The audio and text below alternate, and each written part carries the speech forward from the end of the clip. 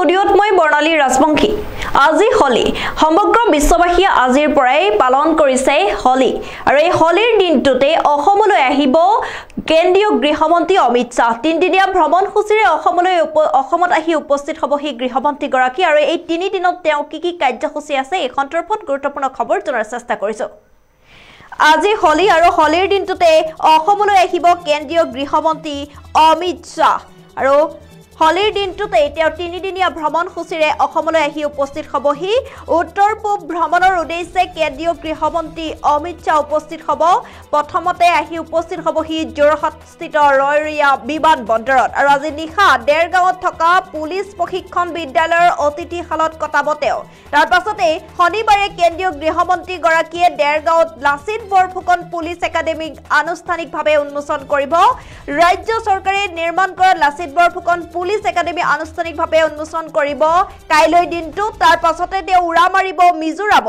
মিজোৰামত চৰকাৰী কাৰ্যসূচী সম্পন্ন কৰি নিশা তেওঁ উভতি আহিব গুৱাহাটীলৈ 15 মাৰ্চৰ নিশাটো কটাব কইনাধৰা ৰাজ্যিক অতিথিশালত আৰু 16 মাৰ্চৰ পুৱা ৰাওনা হ'ব কোকৰাঝাৰত দুটমাত অনুষ্ঠিত নিখিল বড়ো ছাত্ৰ সন্থাৰ বাৰ্ষিক অধিৱেশনত অংশ ল'ব গৃহমন্ত্ৰী গৰাকী আমি এটা ভাল খবৰ জনাৰ চেষ্টা কৰিছো কিয়নো হলিৰ দিনটোতে অসমলৈ আহিব কেন্দ্ৰীয় গৃহমন্ত্ৰী অমিত শাহ আৰু তিনিদিনীয়া ভ্ৰমণসূচীৰে অসমত উপস্থিত হ'বহি গৃহমন্ত্ৰী গৰাকী প্ৰথমতে তেওঁ যোৰহাটস্থিত ৰয়ৰিয়া বিমানবন্দৰত উপস্থিত হ'বহি তাৰ পাছতে তেওঁ ৰাওনা হ'ব গুৱাহাটীলৈ উত্তৰ পূব ভ্ৰমণৰ উদ্দেশ্যে কেন্দ্ৰীয় গৃহমন্ত্ৰী অমিত শাহ উপস্থিত হ'বহি অসমত আজি নিশা দেৰগাঁৱত থকা পুলিচ প্ৰশিক্ষণ বিদ্যালয়ৰ অতিথিশালত কটাব তেওঁ তাৰ পাছতে শনিবাৰে অৰ্থাৎ কাইলৈ দিনটো কেন্দ্ৰীয় গৃহমন্ত্ৰী গৰাকীয়ে দেৰগাঁৱত যি লাচিত বৰফুকন পুলিচ একাডেমি আছে সেয়া আনুষ্ঠানিকভাৱে তেওঁ উন্মোচন কৰিব ৰাজ্য চৰকাৰে নিৰ্মাণ কৰা লাচিত বৰফুকন পুলিচ একাডেমি আনুষ্ঠানিকভাৱে তেওঁ উন্মোচন কৰিব কাইলৈৰ দিনটো তাৰ পাছতে তেওঁ দেৰগাঁৱৰ পৰা উৰা মাৰিব মিজোৰামলৈ গৃহমন্ত্ৰী গৰাকী মিজোৰামত চৰকাৰী কাৰ্যসূচী সম্পন্ন কৰি তেওঁ নিশা আকৌ উভতি আহিব গুৱাহাটীলৈ 15 মাৰ্চৰ নিশাটো তেওঁ কটাব কইনাধৰা ৰাজ্যিক অতিথিশালত তেওঁৰ নিশাটো কটাব আৰু 16 মাৰ্চৰ পুৱা তেওঁ পুনৰ ৰাওনা হ'ব কোকৰাঝাৰলৈ যিহেতু তেওঁ তিনিদিনীয়া ভ্ৰমণসূচীৰে অসমত আহি উপস্থিত হ'বহি জনাই গৈছো আমি উত্তৰ পূব ভ্ৰমণৰ উদ্দেশ্যে কেন্দ্ৰীয় গৃহমন্ত্ৰী গৰাকী তিনিদিনীয়া ভ্ৰমণসূচীৰে তেওঁ অসমত আহি উপস্থিত হ'বহি আৰু তিনিদিনত তেওঁ বৃহৎ তেওঁৰ কাৰ্যসূচী আছে যাৰ বাবে এতিয়া ৰাজ্য চৰকাৰ সম্পূৰ্ণভাৱে তেওঁ প্ৰস্তুতি তুংগত উঠা পৰিলক্ষিত হৈছে যিহেতু গৃহমন্ত্ৰী গৰাকী অসমলৈ আহিব আৰু উপস্থিত হ'বহি যোৰহাটৰ ৰয়ৰিয়া বিমানবন্দৰৰ পৰা তেওঁ পোনে আচলতে দেৰগাঁৱলৈ লৈ যোৱা হ'ব দেৰগাঁৱতে তেওঁ আজি নিশাটো কটাব দেৰগাঁৱত থকা পুলিচ যি প্ৰশিক্ষণ বিদ্যালয় আছে তাতে তেওঁ অতিথিশালতে তেওঁ কটাব তাৰ পাছতে শনিবাৰে কাইলৈ দিনটোত মন্ত্ৰীগৰাকীয়ে আকৌ দেৰগাঁৱত যি লাচিত বৰফুকন পুলিচ একাডেমি আনুষ্ঠানিকভাৱে তেওঁ উন্মোচন কৰিব তাৰ পাছতে কিন্তু কাইলৈ গধূলি বা পিছবেলা ভাগত তেওঁ মিজোৰামলৈ উভতি আহিব আৰু মিজোৰামত চৰকাৰী যি কাৰ্যসূচী আছে তেওঁ সেয়া সম্পন্ন কৰি নিশা আকৌ উভতি আহিব গুৱাহাটীলৈ যিহেতু তেওঁ তিনিদিনীয়া ভ্ৰমণসূচীৰে অসমলৈ আহিব অসমত বৃহৎ তেওঁ কাৰ্যসূচীৰে তেওঁ তিনিদিনীয়া যি ভ্ৰমণ সেয়া পালন কৰিব 16 মাৰ্চৰ পুৱা ৰাওনা হ'ব কোকৰাঝাৰলৈ আমি জনাই গৈছো কোকৰাঝাৰ দুটমাত অনুষ্ঠিত হোৱা যি নিখিল বড়ো ছাত্ৰ সন্থাৰ বাৰ্ষিক অধিৱেশন আছে তাত অংশগ্ৰহণ কৰিব কোকৰাঝাৰত গৃহমন্ত্ৰী গৰাকী আমি জনাৰ চেষ্টা কৰিছো এটা গুৰুত্বপূৰ্ণ খবৰ আজি